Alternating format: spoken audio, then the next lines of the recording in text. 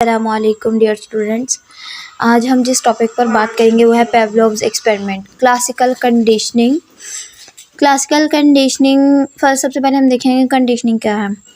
Psychology में conditioning एक behavioural approach है। अब हम देखते हैं कि कंडीशनिंग क्या है।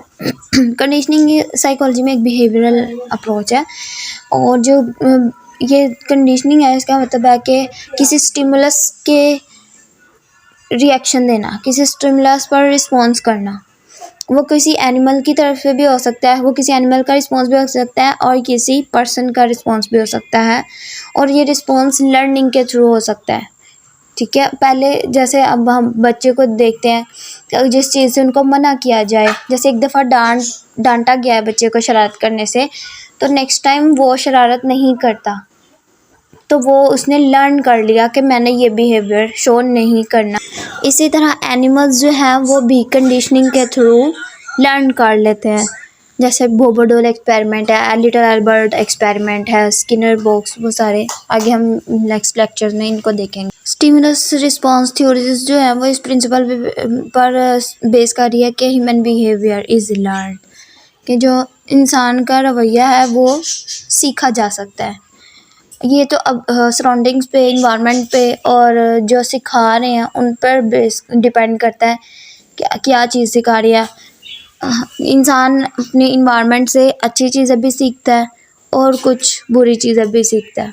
जिस तरह का इन्वायरमेंट होगा फिर वो उसी तरह का उसका बिहेवियर होगा। अब हम देखते हैं कि स्टिमुलस और रिस्पॉन्स क्या है, और इनमें एक न्यू चीज़ जो ऐड कर रहे हैं वो है रीइंफोर्समेंट कि ये एक रिवॉर्ड भी हो सकता है और पनिशमेंट भी हो सकती है। जिससे अगर पनिशमेंट उस सूरत में होगी जब आप किसी बिहेवियर को रिमूव करना चाह रहे हैं, कि अनवांटेड बिहेवियर को आप डिक्रीज़ करना चाह रहे हैं, और रिवॉर्ड तब होगा जब आप किसी बिहेवियर को लर्न करना चाह रहे हैं, कंडीशनिंग करवाना चाह रहे हैं। कि आप चाह रहे हैं कि जैसे कोई किड्स होते हैं, जैसे नर्सरी प्राइप जो भी छोटे बच्चे होते हैं, तो उनको हम सिखाना चाह रहे होते हैं कि आपने किस तरह बैड बिहेवियर शो नहीं करना।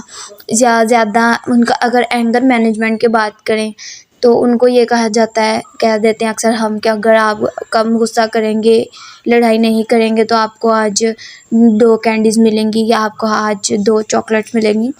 तो वो उनके लिए एक रीइंफोर्समेंट होता है, एक रिवॉर्ड होता है। तो उससे क्या होता है कि वो गुस्सा थोड़ा कंट्रोल कर लेते हैं। स्टिमुलस इज़ अ थिंग और event that evokes a specific reaction in an organ. A response, a reaction as that of an organism or mechanism to a specific stimulus. एक स्टिमुलस पे जो रिएक्शन शो किया जाता है वो response होता है। अब हम देखते हैं कि लर्निंग की कितनी टाइप्स हैं। लर्निंग की 3 मेजर टाइप्स हैं: learning through association, learning through consequences और learning through observation. Learning through association में जो है वो क्लासिकल कंडीशनिंग आ जाती है, लर्निंग थ्रू कंसिक्वेंसेस में ऑपरेंट कंडीशनिंग, और लर्निंग थ्रू ऑब्जर्वेशन में मॉडलिंग और observational learning. What is classical conditioning?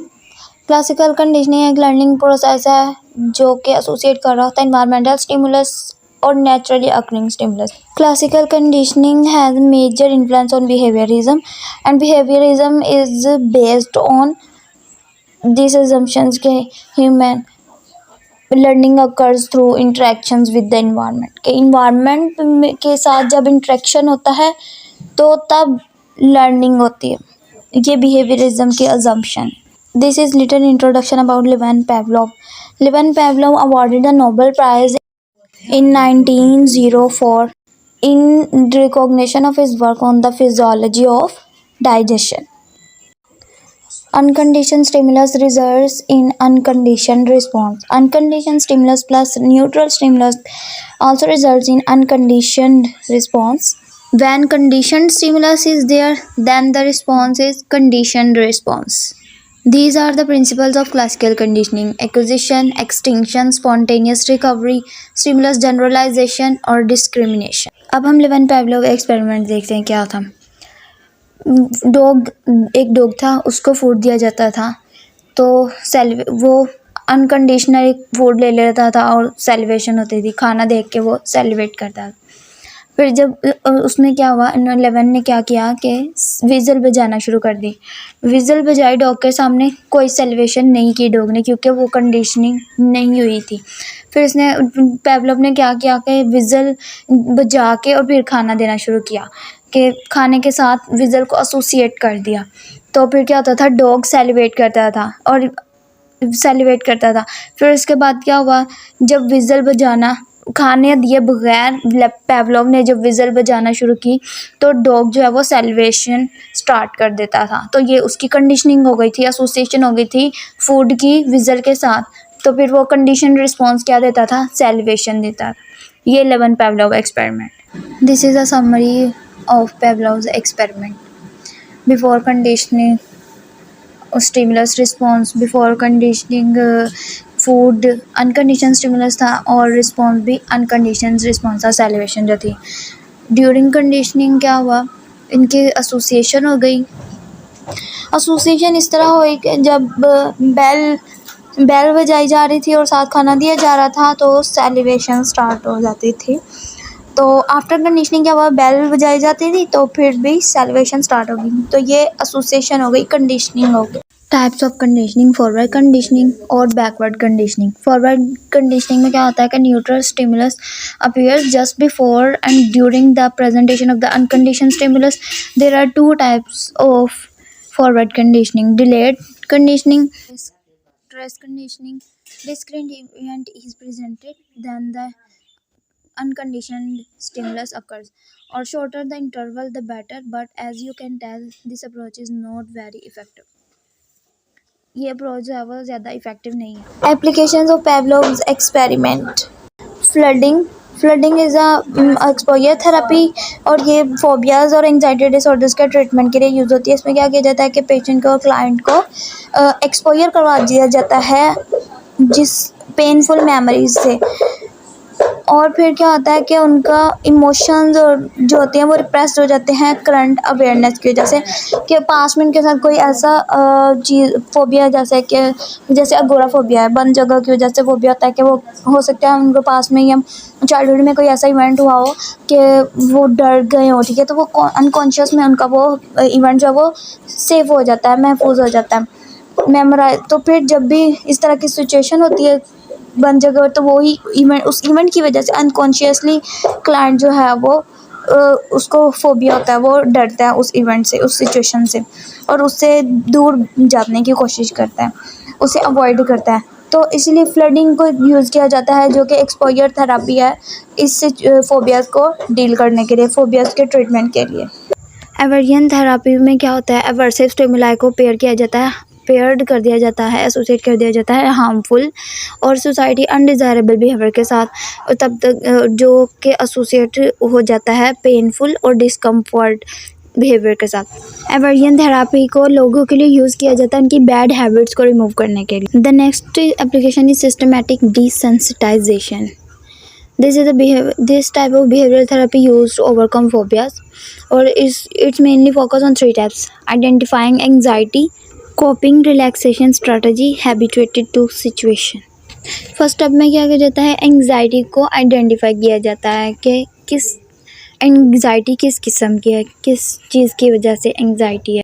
Next step में coping relaxation strategy, relaxation techniques सिखाई जाती हैं, और नंबर 3 में उनको हैबिचुएट कर दिया जाता है, उनको आदत बन जाती है इस चीज़ की कि आपने जब एंग्जाइटी हो रही है तो आपने रिलैक्स खुद को किस तरह। एंग्जाइटी की सिचुएशन में क्लाइंट को सिखाया जाता है कि आपने डीप ब्रीथिंग को यूज़ करते हुए, प्रोग्रेसिव मसल रिलैक्सेशन को यूज़ करते हुए खुद को रिलैक्स करना है। अब ये John Watson little Albert experiment है। इसमें क्या एल्बर्ट एक्सपेरिमेंट में क्या किया गया था कि जॉन वॉटसन ने एक किड को कंडीशन कर दिया था एक वाइट रैट और एक लाउड वॉइस के साथ, कि जिससे वो डर जाता था।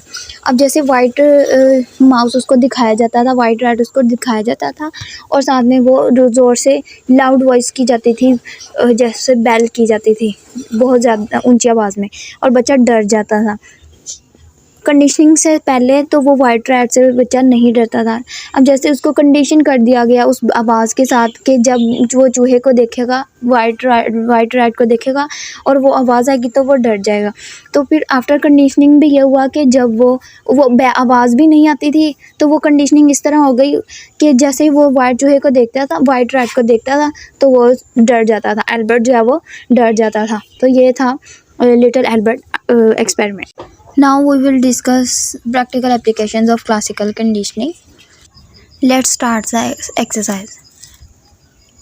अपनी आंखें बंद करें और अपने फेवरेट फूड के बारे में सोचें।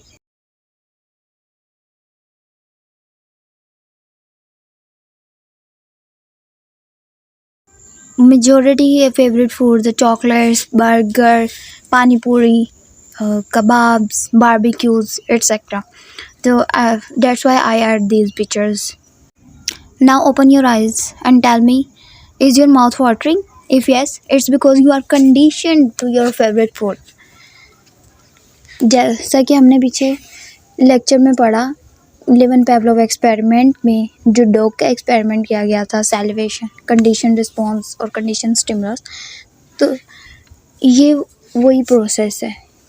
ये कंडीशनिंग हमारे साथ भी हुई है फेवरेट फूड को लेके, और बहुत सी हमारी प्रैक्टिकल लाइफ में और भी चीज़ें हैं जिनके साथ हम कंडीशन हो चुके हैं। Conclusion is, although Pavlov disliked psychology, but his work remains one of the most important work in history of psychology.